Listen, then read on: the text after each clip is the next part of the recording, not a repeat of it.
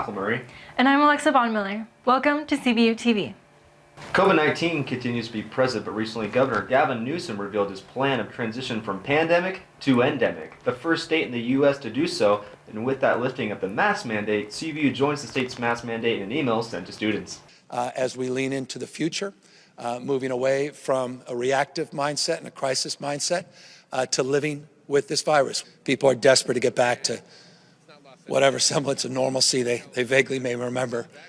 As you mentioned, Wyatt, COVID-19 continues being present, and if you are looking to stay updated of cases on campus, you can visit the CBU COVID-19 dashboard. A new dress code was recently brought to the rec center where they implemented a new policy to support patron safety, hygiene, and prevent equipment damage according to their email. Well, baseball season has officially begun, Lancers, and the team is ready to take on the competition with the new players they have acquired. To dive deeper into this, Wyatt was able to sit down with the head coach of the baseball team. Let's check it out. Hey Lancers, baseball season is upon us, and CBU baseball is getting ready to go. To kick it off, let's see what Coach has to say. I want to first off by saying, how would you describe this team going into the new season? Well, you know, it's a new team. We lost about 64% of the innings on the mound, so you know we're excited about the young freshman arms we have and the young guys, and to see how they do on the mound. And it's a combination of some older guys, positional player-wise. So every year brings a unique challenge, but we did lose a lot from our championship team last year, so I'm anxious to see who can step up and increase their role. How does the dynamic change in that situation? Or does it pretty much stay the same? Well, you know, as a coach, when you know you lose that much on the mound or that much from a team, you know, you kind of got to start your culture all over again. You've kind of got to build within, maybe some more team bonding activities. You don't have, you know, as many returners, so you're trying to break down some of those barriers or those clicks, so to speak. So we covered a lot of that in the fall and through the winter, and I think we were able to kind of build our own identity in the 22 season, different than the ones before. Mm-hmm. And is there anything you guys been focusing on this off season to really elevate your guys' game going into the new season?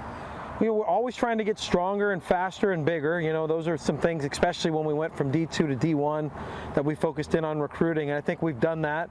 You know, we're physically, I think, better than we've been in previous years. Now, whether that translates to the baseball diamond yet is to be determined, but I think from a physical ability standpoint, we're a lot better than we've been in the past. Is there any player in particular, or anybody that really stands out on the team? Oh, well, you know, we have a lot we could choose from, you know, but Harrison Spahn and Chad Castillo are two of our guys that have played every day for several years for us, kind of highlight our position players. And then on the mound, you know, the returning All-American CJ Culpepper and his cast of crew is, you know, poised and ready to continue that pitching tradition that we have here.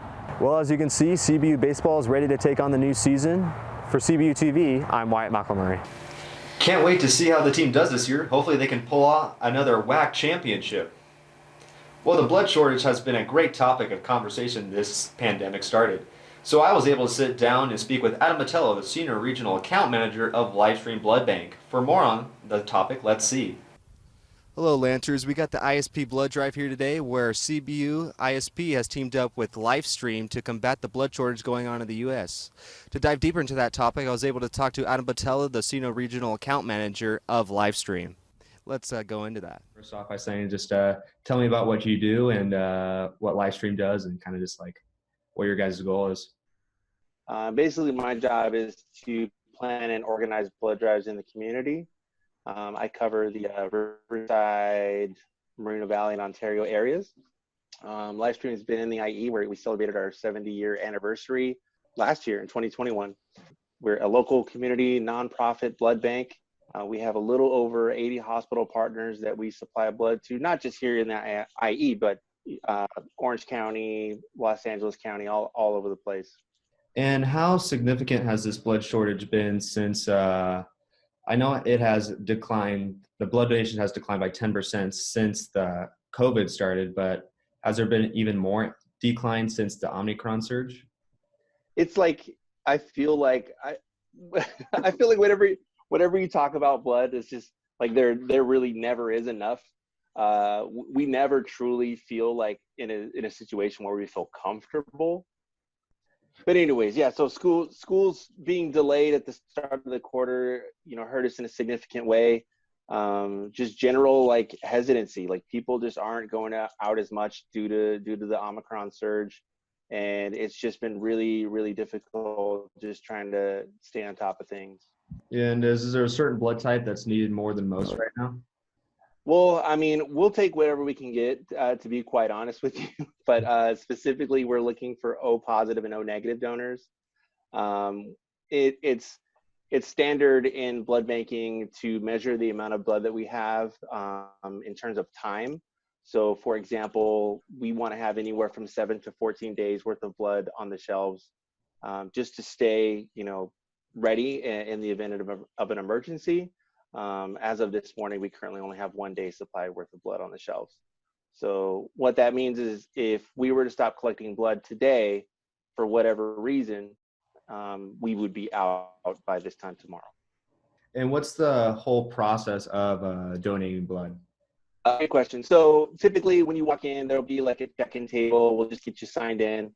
You'll sit down with one of our medical staff and you'll go through a little bit of a health history. That process usually takes about 15 minutes. Once you're done with that, and you'll sit down on one of our beds with one of our phlebotomists or one of our nurses and actually donate. That process is really quick. It takes about 5 to 10 minutes. And then once that's finished, then you'll sit down. There's a 15-minute recovery period. You'll sit down with one of our staffers in the canteen area. You'll get to eat some cookies and drink some juice, and we'll make sure you're feeling well, and then you'll be on your way.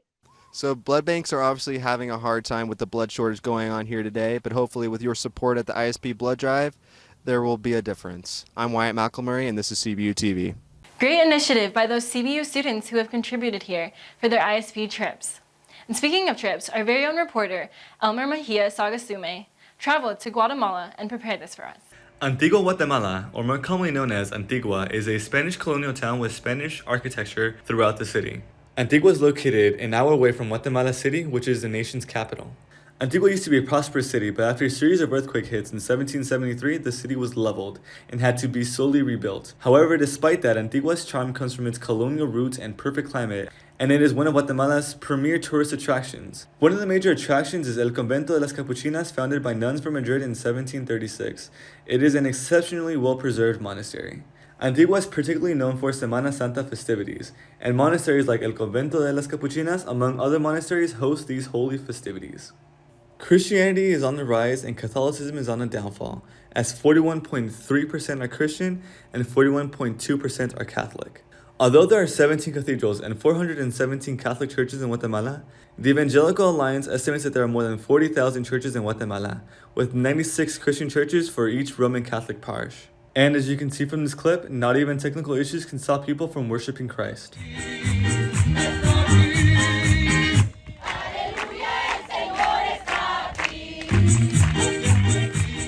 Aside from visiting a couple of cathedrals, monasteries, and Christian churches, there are many hidden gems that you can visit in Guatemala. One of these hidden gems is Semuc Champey, which is tucked away in the densely forested mountains of Alta Verapaz. Semuc Champey boasts 6 stunning tiered turquoise pools, an extensive cave network complete with underground waterfalls and breathtaking views. There are blue pools resting on top of a natural limestone bridge covering a portion of the Cajabon River. The forest around Semuc Champey only makes up a small portion of the forest that covers most of Guatemala.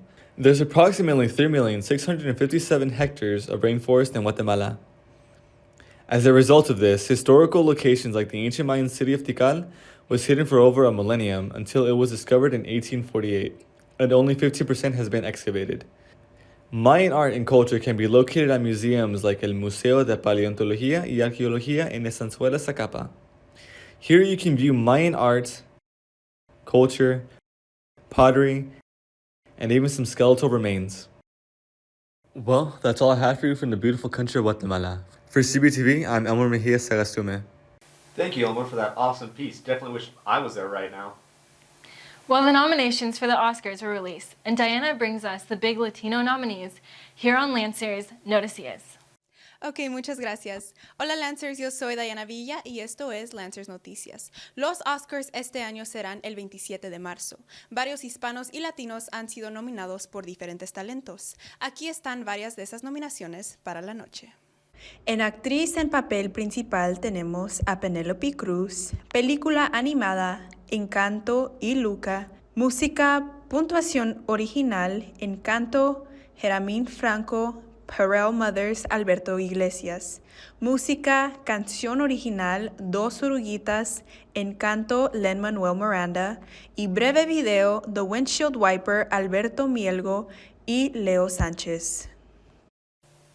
Estas son unas de las nominaciones populares. Buena suerte a todos. Para Lancers Noticias, yo soy Diana Villa. I'm excited to hear the winners later this month. Well, CBU has its own winners. That's the CBU dance team. Reporter Melissa Azevedo headed over to talk to them. With this being only their 4th year as a program, the CBU dance team has been making history since they started. From the intricate choreography they perform on stage to the hard work and dedication they put out during practices, the results have been showing, especially from the past weekend at the USA Collegiate National Championships. Head coach Christy Mapes has been leading the Lancer dancers to victory, starting off with their first win last year, allowing the team to receive their first rings ever. The Lancer dancers started off their competition season this year with 2 wins, leading them first in D1 College Jazz and 4-year College Palm. But the work doesn't stop here. The dancers are preparing to compete in Daytona, Florida for the NCAA College National Championships. That's all I have for you this time. For CBU TV, I am Melissa Azevedo. It's great to see CBU Dance doing an amazing job out there. If you're looking to get more involved in spiritual life here on campus, SL Nights are every Wednesday at 8 p.m. inside the Innovators Auditorium. You can find out how to get involved on Spiritual Life's Instagram at CBUSL or go to the SL app. Pursuit has dropped its latest issue and was welcomed with a party in Stamps Courtyard where students got the chance to spin the wheel for prizes and get some cake, so make sure to check out the latest issue. And this year, the Rams took the Super Bowl, but the winner was predicted before. And what do you know, it was here in Riverside to check out a former video of a dog named Molly. Of course, she chose the Rams. I was a little confused at first, but she came through in the end. She did great. I mean, she tried to psych us out by going to Cincy first, but then decided to go LA. I mean, I thought her mind wasn't right, but she made the right choice. That's it. Well, that is all we have for you today.